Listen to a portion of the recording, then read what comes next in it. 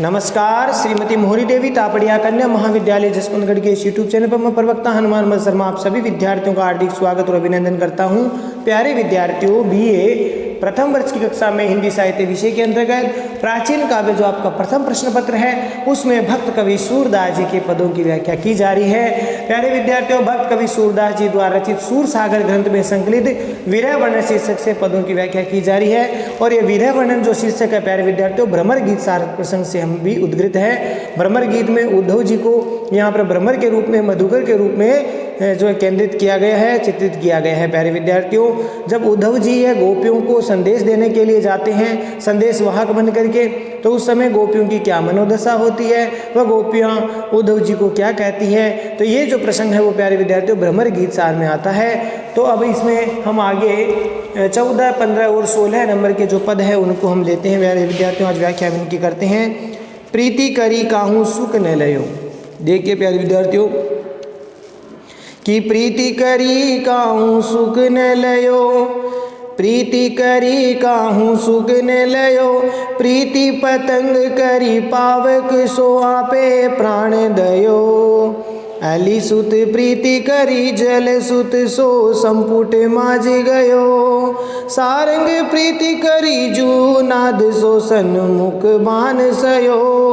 हम जो प्रीति करी माधव सो चलत न कछु कहो, सूरदास प्रभु बिन दुख पावत नैनन नीर भयो। प्रीति करी काहू सुख न लयो। प्यारे विद्यार्थियों, ये पद है और इस पद में सूरदास जी, भक्त कवि सूरदास जी के द्वारा ये रचित है। तो इसको प्रसंग में कैसे लिखना है? प्रस्तुत पद भक्त कवि सूरदास जी द्वारा रचित भ्रमर गीत के विरह व्यथा शीर्षक से उद्धृत है। और इसमें गोपियाँ कृष्ण के वियोग में व्यतीत है। जब से कृष्ण मथुरा चले जाते हैं, गोकुल छोड़ करके मथुरा चले जाते हैं, तब से गोपियाँ श्री कृष्ण जी के प्रेम और भक्ति में जो है वियोग व्यथा में पीड़ित रहती है। और यहाँ प्रेम विरह से होने वाले जो अनेक कष्ट हैं उनको यहाँ पर चित्रित किया गया है कि प्रेम करने से क्या क्या कष्ट होते हैं, उसको यहाँ पर गोपियाँ बता रही है। तो प्यारे विद्यार्थियों, अब इसकी व्याख्या देखिए कि प्रीति करी काहू सुख न लियो। गोपियाँ अपनी मनोव्यथा प्रकट करती हुई कहती है कि जिसने भी संसार में प्रेम किया है, प्रीति करी मैंने प्रेम किया है, काहू मैंने किसी ने, सुख न लयो मैंने सुख नहीं प्राप्त किया है, न मैंने नहीं लयो मैंने प्राप्त किया। कि जिसने भी संसार में प्रेम किया है उस प्रेम को करके किसी ने भी सुख प्राप्त नहीं किया है। जैसे क्या क्या उदाहरण दे रही, देखिए ये बता रही है, दृष्टांत दे रही है कि प्रीति पतंग करी पावक सो आपे प्राण दयो।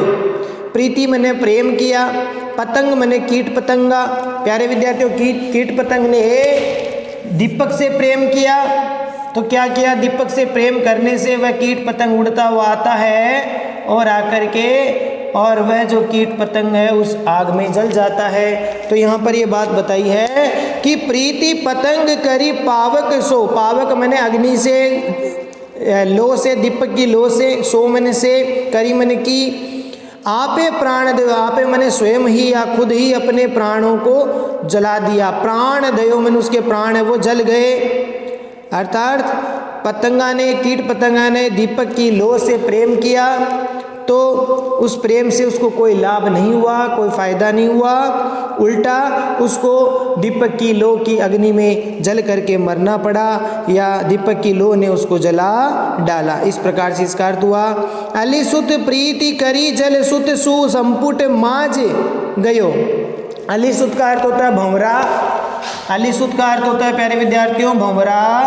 और भंवरे ने जो है प्यारे विद्यार्थियों किससे प्रेम किया? कमल से। भंवरे ने कमल से प्रेम किया और कमल से प्रेम करने के कारण कहते हैं कि संध्या काल में जब पंखुड़ियाँ बंद होने के होती है उस कमल की, उस समय अगर भंवरा उन कमल की पंखुड़ियों के बीच में रह जाता है तो वह रात्रि भर उन पंखुड़ियों के अंदर कैद होकर के रह जाता है, वह बाहर नहीं निकलता। और प्रातःकाल जब पुनः सूर्योदय होता है और कमल खिलता है तभी वह बाहर निकलता है। तो इस प्रकार से यहाँ पर ये भंवरे का प्रेम है। वहीं भंवरा जो लकड़ी जैसी कठोर वस्तु को भी छेद सकता है, लेकिन वह प्रेम के वशीभूत होकर के प्यारे विद्यार्थियों कमल जैसे कोमल पंखुड़ियों को वो छेदता नहीं है, वह उसमें छेद नहीं करता, वह रात्रि भर उस कमल की पंखुड़ियों में बैठा रहता है। ये उसका प्रेम है कमल के साथ। तो देखिए, अलिसुत प्रीति करी जल सुत सु, जल सुत का अर्थ होता है प्यारे विद्यार्थियों कमल। ये जल सुत है और ये अलिसुत है, ठीक है, ये अलिसुत है, ये जलसुत है, अर्थात कमल है। तो जिस प्रकार से भंवरे ने कमल से प्रेम किया तो क्या मिला उसको, जल सुत सो मन जल सुत यानी कमल से। तो संपुट माज रही, संपुट मने जो कमल की जो पंखुड़ियाँ हैं उन पंखुड़ियाँ, या इसको कमल कोश कह सकते हैं हम। संपुट का यहाँ पर अर्थ है प्यारे विद्यार्थियों संपुट। तो संपुट का अर्थ यहाँ पर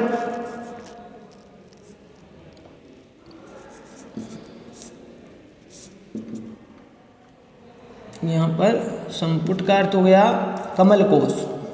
कमल की जो पंखुड़ियाँ हैं, जो ये बीच का ये हिस्सा है, यहाँ इसके अंदर वो रह जाता है। तो संपुट का अर्थ यहाँ पर प्यारे विद्यार्थियों कमल कोश से हैं। तो संपुट माज गयो, यानी माज मैंने अंदर या बीच में, गयो मैंने रह गया या पकड़ा गया, बंदी बनना पड़ा उसको। तो भंवरे ने कमल से प्रेम किया और उसके फलस्वरूप उसे सूर्यास्त के बाद कमल कोश में बंदी बनना पड़ा, ठीक है, ये उसको हुआ नुकसान प्रेम करने से। सारंग प्रीति करी जो नाद सो, सारंग कहते हैं प्यारे विद्यार्थियों हिरण को। सारंग का अर्थ क्या होता है, सारंग कहने करते हैं, सारंग मैंने हिरण, यहाँ पर मृग से हैं, ठीक है, हरिण से हैं। तो सारंग है, सारंग ने अर्थात मृग ने नाद सो यानी मृग ने संगीत से प्रेम किया, हिरण ने संगीत से प्रेम किया। तो परिणाम स्वरूप क्या हुआ, उसे सामने से अपने क्या करना पड़ा, प्रीति करी जू नाद सो। सारंग मने हिरण, प्रीति मने प्रेम, करी मने किया, जू मने जो, नाद मने संगीत, नाद करते तो संगीत, सो मने से, कि हिरण ने संगीत से प्रेम किया। संगीत कौन बजा रहा है, शिकारी। शिकारी के संगीत से हिरण है वो मोहित हो जाता है और उससे वह प्रेम करने लग जाता है उस संगीत से। तो उससे क्या होता है, सन्मुख बाण कयो सयो, सन्मुख मैंने सामने से, उसे अपने हृदय पर बाण सयो मैंने बाण को सहन करना पड़ता है। उस हिरण को अपने सामने से क्या करना पड़ता है, उस अपने सामने से बाण को सहन करना पड़ता है।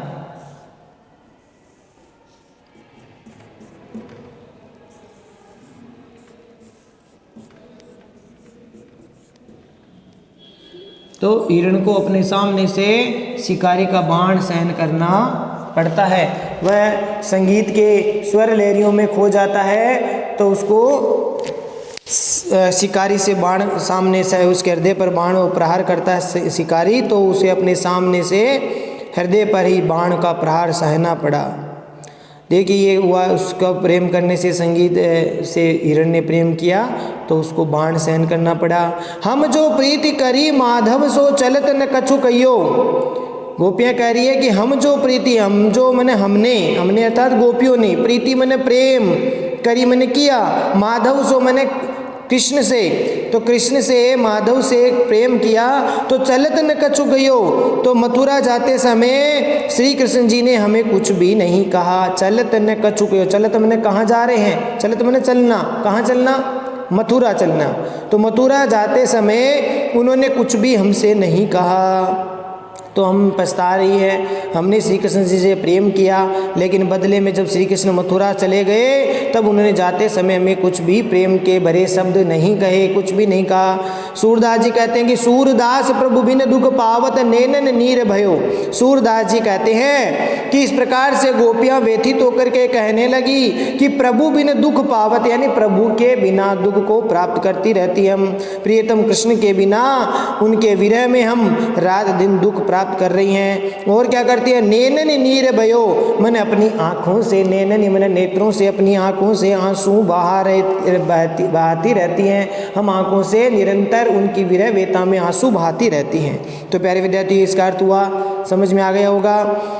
विशेष वाले पॉइंट में प्यारे विद्यार्थियों आपको लिखना है कि गोपियों ने अपनी जो प्रेम भक्ति व्यथा है उसकी अभिव्यक्ति विभिन्न प्रकार के दृष्टांतों से, विभिन्न प्रकार के उदाहरणों से दिया है। और साथ ही साथ उन्होंने स्पष्ट भी किया है कि हमने ही नहीं, हम जैसे अनेक प्रेमियों ने भी प्रेम करके सुख को प्राप्त नहीं किया। ये बात बताना चाहती है कि हमने भी प्रेम में कुछ भी हासिल नहीं किया, दुख ही पाया। ऐसे अनेक जो प्रेमी हैं उन्होंने भी प्रेम में सुख प्राप्त नहीं किया। अनुप्रास, यमक, अतिशयोक्ति और दृष्टांत अलंकार का प्रयोग हुआ है प्यारे विद्यार्थी। इसमें अनुप्रास, अतिशयोक्ति अलंकार का भी प्रयोग है, इसमें दृष्टांत अलंकार का भी प्रयोग किया गया है। साथ ही साथ रूपक अलंकार, उपमा अलंकार का भी हम लिख सकते हैं इसमें। तो ये अलंकार की प्राप्ति इसमें हो रही है और भाषा ब्रज है ही है। और रस की बात करें तो विप्रलंब श्रृंगार रस है, इसमें विप्रलंब श्रृंगार रस है। इन सारे पदों में विप्रलंब श्रृंगार रस ही है। तो ये आशा करता हूँ ये समझ में आ गया होगा विशेष वाला पॉइंट आपको, ठीक है। तो अगला आप देखते हैं, यमक अलंकार भी है यहाँ पर। एक शब्द का दो अर्थ है, तो यमक अलंकार भी होता है उसका। देखिए, संदेशनी मधुवन कूप भरे, अगला पद देखिए कि संदेशनी मधुवन कूप भरे, अपने तो पटवत नहीं मोवन, हमरे फिर न फिरे, हमरे फिर न फिरे। और अपने तो पटवत नहीं मोवन, हमरे फिर न फिरे, जीते पथिक पठई मधुबन को, बहुरिन शोध करे, के वे श्याम सिकाय प्रमोदे, के कहूँ बीच मरे, कागद गरे मेघ मसी खूंटी, सरधव आगी जरे लागी जरे, सेवक सूर लिखन को आंधो, पलक कपाट अरे, संदेशनी मधुवन कूप भरे, संदेशनी मधुवन कूप भरे। प्यारे विद्यार्थी, इस पद में प्रसंग में आपको लिखना है प्रस्तुत पद्यांश सूरदास जी द्वारा रचित भ्रमर गीत विरह वर्णन जो सार है, विरह वर्णन शीर्षक से उद्गृत है, जो कि भ्रमर गीत सार से लिया गया है। श्री कृष्ण जी के मथुरा चले जाने पर गोपियाँ विरह में व्याकुल है और उस समय वह गोपियाँ विरह व्यतीत होकर के श्री कृष्ण जी को अनेक प्रेम पत्र भेजती हैं, संदेशवाहक भी भेजती हैं, लेकिन किसी का भी प्रत्युत्तर उनको नहीं मिलता। तो गोपियाँ श्री कृष्ण जी को अनेक प्रेम पत्र भेजती है, संदेशवाहक भेजती है, लेकिन उसके बदले कोई भी वहाँ उन कृष्ण की तरफ से कोई भी प्रत्युत्तर नहीं भेजा जाता। इसी बात को लेकर के गोपियाँ परस्पर कह रही है, क्या कहती है कि संदेशनी मधुवन कूप भरे, कि गोपियाँ आपस में अपनी सखी से कह रही है कि शायद हे सखी हमारे अत्यधिक संदेशों से, संदेशनी मने संदेशों से, मधुवन का अर्थ यहाँ पर मथुरा है प्यारे विद्यार्थियों। मधुवन मने मथुरा, मधुवन का अर्थ होता है प्यारे विद्यार्थियों यहाँ पर मथुरा से है, कि हमारे अत्यधिक संदेशों से शायद मथुरा के क्या भर गए हैं, मथुरा के कुएं भर गए हैं। हमारे इतने कागज हमने भेजे हैं, इतने पत्र भेजे हैं कि उससे शायद मथुरा के सारे कुएं, कूप मने कुएं भर गए हैं। समझ में आयो प्यारे प्यारे विद्यार्थी, समझ में आ गया कि हमारे भेजे गए संदेशों की अत्यधिक अतिशयता से मथुरा के सारे कुएं भर गए हैं। अपने तो पटवत नहीं मोवन, हमरे फिरी न फिरे। गोपी आगे कह रही है अपने तो, यानी श्री कृष्ण जी अपने संदेश तो पटवत मने भेजते, नहीं मने नहीं, मोहन मने श्री कृष्ण, कि श्री कृष्ण जी मोहन तो श्री कृष्ण जी तो अपने द्वारा कोई संदेश हमें भेजते नहीं हैं, यानी मथुरा से हमारे लिए कोई भी संदेश श्री कृष्ण जी नहीं भेज रहे हैं। और हमरे फिरी न फिरे, और हमने जो संदेश भेजे हैं वो फिरे न फिरे मने लौट करके नहीं मिले हैं, अर्थात लौट करके नहीं आए। हमरे फिरी न फिरे, कि हमारे द्वारा जो संदेश वाग भेजे गए थे या जो संदेश भेजा गया था वो लौट करके आया ही नहीं। फिर देखिए, जित पथिक पठई मधुबन को बहुरिन शोध करे, अर्थात जीते मन जितने, गोपियाँ कह रही है कि जितने पथिक मने जो राहगीर थे, जितने संदेशवाहक थे वो हमने भेजे हैं। पठई का अर्थ होता है भेजना, मधुबन का अर्थ होता है मथुरा, कि जितने संदेशवाहक हमने मथुरा के तरफ भेजे हैं। बहुरी ने शोध करे, बहुरी मने फिर से या दोबारा या लौट करके, न मन नहीं, फिर शोध करे का अर्थ होता है चिंता करना या उनकी तरफ पहुंचना, ऐसा कुछ भी नहीं हुआ।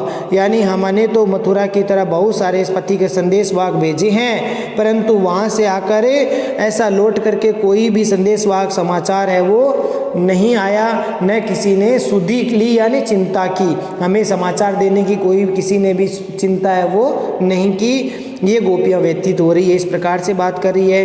के वे श्याम सिकाए प्रमोदे के कहूँ बीच मरे। गोपियाँ कह रही है प्यारे विद्यार्थियों कि के वे यानी या तो श्याम मने श्री कृष्ण जी ने सिखाए प्रमोदे कि सिखा समझा बुझा करके, प्रमोदे मैंने मोहित कर लिया होगा। ठीक है, गोपियों को अंदेशा हो रहा है, शंका हो रही है कि शायद ये ऐसा हो सकता है कि श्री कृष्ण जी ने हमारे भेजे गए जो संदेशवाहक थे उनको समझा बुझा करके अपने वश में कर लिया है, अपने नियंत्रण में कर लिया है और फिर उनको यहाँ पर भेजा ही नहीं है, ऐसा भी हो सकता है, ये सोच रही है। और आगे क्या कह रही है कि के कहूँ बीच मरे, या फिर ऐसा हो सकता है के कहूँ मैंने या तो कहीं, केहूँ मैंने कहीं बीच मरे, जो हमने जो संदेशवाहक श्री कृष्ण जी के लिए भेजे, मथुरा भेजे हैं, वे संदेशवाहक श्री कृष्ण जी के पास पहुँचे ही नहीं हो, बीच रास्ते में ही मर गए हो, ऐसा भी हो सकता है। ये गोपियाँ सोच रही है कि या ऐसा हो सकता है कि हमने जो श्री कृष्ण जी के लिए मथुरा में जो संदेशवाहक भेजे हैं वो बीच रास्ते में ही मर गए हैं, वो श्री कृष्ण जी के पास पहुँचे ही नहीं है। कागद गरे मेघ मसी खूंटी सरदव लागी जरे, अर्थात गोपियाँ कहती है कि अब हम श्री कृष्ण जी को कैसे प्रेम पत्र लिखे, कैसे भक्ति पत्र लिखे, कैसे लिखे प्रेम पत्र, क्यों? क्योंकि कागद गरे कि यहाँ पर गोकुल में अब तो कागज भी गरे मैंने गल गए हैं, कि अब तो हम संदेश भेजे भी तो कैसे कि अब तो पत्र भी कागज भी गल गए हैं। मेघ मसी खूंटी, और मेघ का अर्थ यहाँ पर वैसे बादल होता है, लेकिन यहाँ अश्रु जल से हैं, जो वीर्य व्यथा के कारण जो अश्रु जल बहा रही है गोपियाँ, उसके कारण मसी खूटी, मसी मने स्याही भी, खूटी मने समाप्त हो गई है। गोपियाँ कहती है कि वीर्य वेदना के कारण, वीर्य संताप के कारण जो स्याही है वो भी सूख गई है, समाप्त हो गई है। और सरदव लागी जरे, सरदव का अर्थ होता है सरकंडा, जिससे क्या बनाई जाती है प्यारे विद्यार्थियों, कलम बनाई जाती है। सरकंडे से क्या बनाई जाती है, कलम। तो पुराने समय में इस प्रकार से कलम, जो सरकंडे की नोक से कलम बनाई जाती थी और उसको इस प्रकार से स्याही में डुबो करके लिखा जाता था। तो इस प्रकार से गोपियाँ कह रही है कि जो सरकंडा जो बना था वो भी हमारी वीर्य अग्नि के कारण जल करके बस भस्म हो गया है, समाप्त हो गया है। तो हम कैसे लिखे पत्र, तो कागज गल गए हैं, हमारे वीर्य वेदना के आंसुओं से कागज गल गए हैं, और वीर्य संताप के कारण मसी खूटी मने वीर्य संताप के कारण स्याही सूख गई है। और सरदव लागी जरे, सरदव का मतलब सर का अर्थ हो गया सरकंडा, जो जिससे लेखनी बनाई जाती है, कलम बनाई जाती है, वो दव मैंने वीरा की दावाग्नि से, लागी जरे मैंने लग करके, जरे मैंने जल गया, अर्थात सरकंडा जो लेखनी का कार्य हम जिस सरकंडे से हम करते हैं, वह लेखनी का जो सरकंडा है वो विरह के संताप की दावाग्नि में जल गया है। और सेवक सूर लिखन को आंदो पलक कपाट अरे, सूरदास जी कहते हैं कि गोपी कह रही है कि हम इस प्रकार से भी नहीं लिख सकते, क्योंकि हमारे पलक रूपी कपाट, पलक कपाट का अर्थ होता है पलक रूपी किवाड़ों में अरे मन अड़े हुए हैं, इसलिए हमारे नेत्रों में तो श्री कृष्ण जी की जो छवि है वो हमारी पलक रूपी किवाड़ में, यहाँ पर पलकों को किवाड़ की दरवाजे की संज्ञा दी है। गोपियाँ अपनी पलकों को यहाँ पर पलक रूपी किवाड़ में क्या अटक गई है, श्री कृष्ण जी की जो छवि है, श्री कृष्ण जी की छवि हमारी पलक रूपी किवाड़ में अटक गई है, इससे हमें दृष्टि दोष हो गया है। सो इस कारण से भी हम अंधी हो गई है, तो हम लिख नहीं सकते। तो इस प्रकार से अपनी व्यथा यहाँ पर कर रही है। तो गोपियाँ कह रही है भाई कि हमारे नेत्रों में श्री कृष्ण की रूप छवि और पलक रूपी कपाटों में किवाड़ में अटक गई है, और इस कारण से हमें दृष्टि दोष हो गया है, सो हम पत्र लिख नहीं सकती।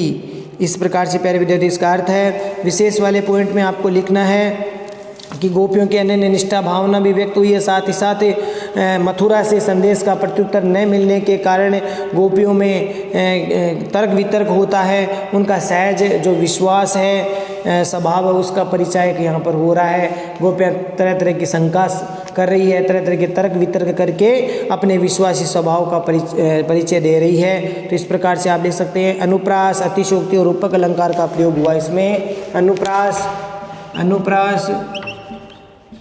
रूपक और प्यारे विद्यार्थियों अतिशोक्ति अलंकार का प्रयोग इसमें किया गया है। भाषा ब्रिज है प्यारे विद्यार्थियों। भाषा कौन सी होगी? ब्रिज भाषा। रस की बात करें तो विप्रलभ श्रृंगार रस की प्राप्ति इसमें हो रही है। तो ये आप विशेष वाले पॉइंट में लिख देना। अगला एक पद और देख लेते हैं प्यारे विद्यार्थियों। 16वां, सखी इन नैनन ते घनहारे। सखी इन नैनन ते घनहारे, सखी इन नैनन ते घनहारे। बिनई ऋतु बरसत निशि बासरे, सदा मलिन दो तारे। उर्ग श्वास समीर तेज अति सुख अनेक द्रुम डारे। सखी इन नैनन ते घनहारे। बदन सदन करी बसे बचन खग, दुख पावस के मारे। दूरी दूरी बूंद परत कंचुकी पर, मिली अंजन सोकारे। सखी इन नैनन से, सखी इन नैनन से ते घनहारे। मानो परन कुटी शिव कीनी, विधि मूर्ति धरि न्यारे। घुमरी घुमरी बरसत जल छाड़त, घुमरी घुमरी बरसत जल छाड़त। डर लागत अंधियारे, बूढ़त ब्रजहि सूर को राखे।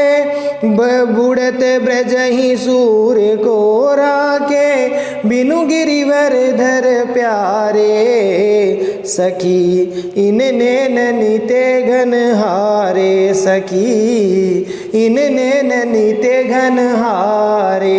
प्यारे विद्यार्थियों इस पद में प्रसंग में आपको लिखना है प्रस्तुत पद्यांश भक्त कवि सूरदास जी द्वारा रचित सूर सागर ग्रंथ में भ्रमर गीत सार शीर्षक से विरह वेदना वर्णन शीर्षक से उद्गृत है। और इसमें कृष्ण के मथुरा जाने से गोपियाँ अत्यधिक व्याकुल हो गई है, और उस समय वे परस्पर वार्तालाप करती है, बातचीत करती है, और अपने दुस्सह विरह संताप के बारे में भावना व्यक्त करती है। अपने इनका विरह वेदना अत्यधिक कठिन हो गई है, और उसी का चित्रण यहाँ पर किया गया है। गोपियाँ कहती है कि क्या कहती है गोपियाँ कि सखी इन नैनन ते घनहारे। गोपियाँ कह रही है सखी इन नेत्रों से, ते मन से, घन हारे मन बादल भी हार गए हैं, पराजित हो गए हैं। विरह वेदना के कारण गोपियाँ अपने नेत्रों से निरंतर अश्रु जल बहाती रहती है, और ऐसा लगता है जैसे कोई वर्षा हो गई हो।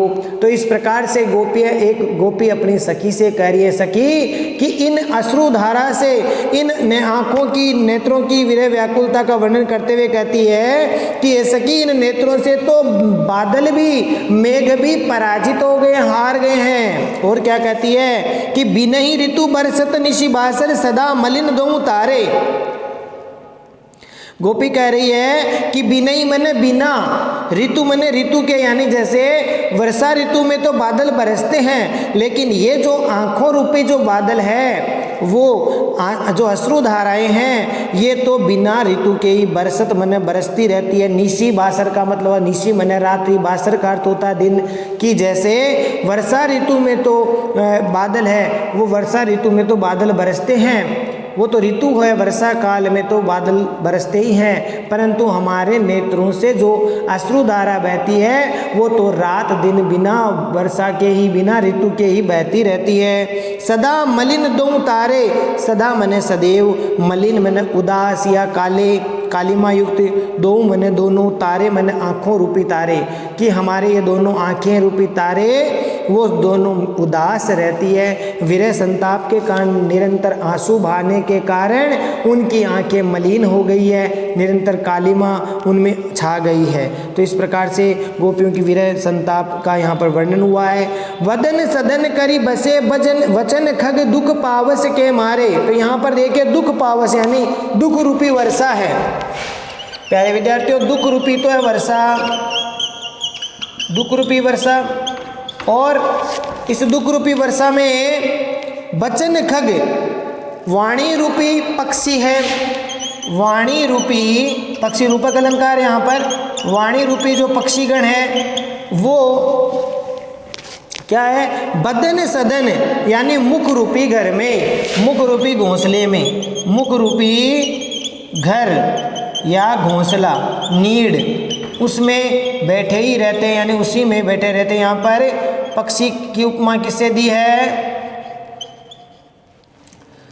दुख रूपी तो वर्षा है, ये दुख रूपी वर्षा, और इसमें वाणी रूपी ये पक्षी है, ये वाणी रूपी पक्षी, ठीक है। और अब ये मुख रूपी, ये मुख रूपी घोंसला है, इसमें ये विराजमान है या बसे हुई रहती है, यानी बाहर। कहने का तात्पर्य है कि विरह वेदना के कारण गोपियों के मुख से वाणी भी नहीं निकल रही है, वो उसमें ही अटक जाती है, ये बात कहना चाहते हैं प्यारे विद्यार्थी। समझ में आ गया होगा? देखिए अर्थ दोबारा, कि वर्षा ऋतु रूपी या दुख रूपी वर्षा ऋतु, ये जो है वर्षा रूपी ऋतु रूपी जो दुख है उससे पीड़ित जो गोपियाँ वो अपनी वचन रूपी पक्षीगण है, वाणी रूपी वचन रूपी जो पक्षीगण है वो अपने मुख रूपी घोंसले में वास करते हैं, निवास करते हैं। अर्थात विरह वेता से वाणी कुंठित हो गई है, वाणी रुक सी गई है, आवाज़ नहीं निकल पाती है। वह वचन रूपी जो पक्षी है उसमें, उस मुख रूपी घर में बैठा ही रहता है, वह बाहर नहीं निकल पाता। आगे देखिए कहती है गोपियाँ कि दूरी दूरी बूंद परति कंचुकी पर मिली अंजन सोकारे। दूरी दूरी मैंने बार बार या बूंद बूंद टपकती है, बूंद मैंने अश्रुधारा, बूंद का अर्थ यहाँ पर अश्रुधारा से है। विरह वेता में व्याकुल गोपियाँ लगातार आंसू बहा रही है, और उसकी जो आंसू है परत मैंने पड़ती है, कंचू की जो वस्त्र होता है उनके शरीर पर पहना हुआ जो कंचू की वस्त्र है उस पर गोपियों के निरंतर आंसू से वो कंचू की वस्त्र वो भीग जाता है। मिली अंजन सो कार्य, मिली मैंने मिलकर के, अंजन का अर्थ होता है प्यारे विद्यार्थियों काजल। तो काजल से भरी हुई जो आँखें हैं उनके कारण उन आँखों से बहने वाला आंसू भी काला हो जाता है। सो कारे मैंने से, कारे मैंने काले, यानी आँखों में जो काजल मिश्रित जो काले आंसू है, आँखों से काजल मिश्रित काले आंसू है वो उनकी शरीर पर पहने हुए कंचू की वस्त्र पर निरंतर टप टप करके बह रहा है। ठीक है प्यारे विद्यार्थी, इसका अर्थ होगा मानो पर्ण कुटी शिव कीनी विधि मूर्ति धरी न्यारे। मानो ऐसा लगता है उनके आंसुओं की दो धाराओं को देख करके ऐसा लगता है कि मानो शिव ने जो अपनी पर्ण कुटी बनाई है, शिव की पर्ण कुटी से मानो विधि मन गंगा मूर्ति धरी न्यारे। मूर्ति का अर्थ यहाँ पर मार्ग से है, धरे मन धारण की है, न्यारे मन अलग। ऐसा लगता है जैसे शिव की पर्ण कुटी से दो आंखों की जो अश्रु धारा है वो दो धाराएं इस प्रकार से लग रही है मानो शिव की पर्ण कुटी से गंगा की दो अलग अलग धाराएं बह रही हो, दो गंगा की धारा ने अलग अलग मार्ग धारण कर लिया हो। ठीक है प्यारे विद्यार्थियों, आगे प्यारे विद्यार्थियों इसमें अलग अर्थ है कि घुमरी घुमरी बरसत जल छाड़त और डर लागत अंधियारे, अर्थात घुमरी घुमरी मैंने घुमड़ घुमड़ करके, बरसत मैंने वर्षा कर रहे हैं, जल छाड़त मैंने जल को छोड़ रहे हैं या बहा रहे हैं, आँखों से विरह वेदना के कारण उनके अश्रु जल को बहते हुए देख कर ऐसा लगता है जैसे उनके नेत्र उमड़ घुमड़ करके निरंतर अश्रु जल धारा बहाते रहते हैं। डर लागत अंधियारे, और उनको चारों ओर घन घोर अंधेरा है, चारों ओर छा गया, इससे वो डरती रहती है। डर लागत अंधियारे, चारों ओर अंधेरी घटा छा गई है जिससे वो डर रही है। बूढ़त ब्रजही सूर्य को राखे बिनु गिरवर प्यारे, बूढ़त का अर्थ होता है प्यारे विद्यार्थियों डूबना, ब्रजही मैंने ब्रज प्रदेश को, सूर मैंने सूरदास जी को, राखे का मतलब रक्षा करना, कौन को का अर्थ कौन, राखे मैंने रक्षा करना, कौन रक्षा करेगा, और बिनु मैंने बिना, गिरिवर धर मैंने गिरधर, गोवर्धन पर्वत को धारण करने वाले, प्यारे मने प्रिय या वल्लभ, प्रियतम श्री कृष्ण या प्राण वल्लभ गोवर्धनधारी श्री कृष्ण के बिना इस ब्रज को डूबने से कौन रक्षा करेगा। तो यहाँ पर प्यारे विद्यार्थियों गोपियों की बहती हुई आंसुओं से, गोपियों के आंखों से बहते हुए आंसुओं से ऐसा लगता है जैसे सारा ब्रज क्षेत्र डूब जाएगा, और उस समय गोपियाँ कह रही है कि ऐसे डूबते हुए ब्रज प्रदेश को बचाने के लिए केवल बिना श्री कृष्ण जी के, बिना गोवर्धनधारी श्री कृष्ण के प्रिय के बिना कौन ब्रज प्रदेश की रक्षा करेगा। तो इस प्रकार से विरह वेता में निरंतर आंसू बहाती हुई गोपियाँ ये मन ही मन विलाप कर रही है, सोच रही है। तो इस प्रकार से प्यारे विद्यार्थियों यह इसका अर्थ हुआ गोवर्धनधारी प्राण वल्लभ, अब इसे डूबते हुए ब्रज प्रदेश की रक्षा आपके अलावा भला कौन कर सकता है। गो विशेष वाले पॉइंट में प्यारे विद्यार्थियों आपको लिखना है गोपियों की विरहवेता और एक निष्ठ भक्ति भावना यहाँ पर व्यक्त हुई है। गोपियों की विरहवेता का, भक्ति भावना का यहाँ एक निष्ठ भाव व्यक्त हुआ है। रूपक, व्यतिरेक और परिकर अलंकार का प्रयोग हुआ है। अलंकारों की बात करें तो इसमें परिकर अलंकार, व्यतिरेक अलंकार और रूपक अलंकार की प्राप्ति हुई है। देखिए दुख रूपी वर्षा, ठीक है, वाणी रूपी पक्षी, मुख रूपी नीड़ या घोंसला, तो इस प्रकार से यहाँ पर रूपक अलंकार की भी प्राप्ति हुई है। भाषा ब्रज भाषा है, विप्रलम श्रृंगार रस की प्राप्ति हो रही है। तो आशा करता हूँ प्यारे विद्यार्थियों तीनों पद आपको ठीक से समझ में आ गए होंगे।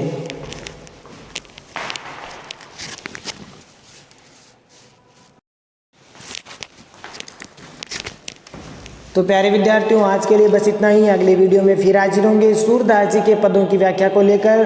तब तक के लिए आप इन तीनों ही पदों को 14, 15 और 16 जो पद है इन तीनों पदों की व्याख्या को ठीक प्रकार से पढ़ें, समझें, नोट्स बनाएं और इनको याद भी करें। चैनल को लाइक, शेयर और सब्सक्राइब करना ना भूलें। जय भारत, जय हिंदी। धन्यवाद विद्यार्थियों।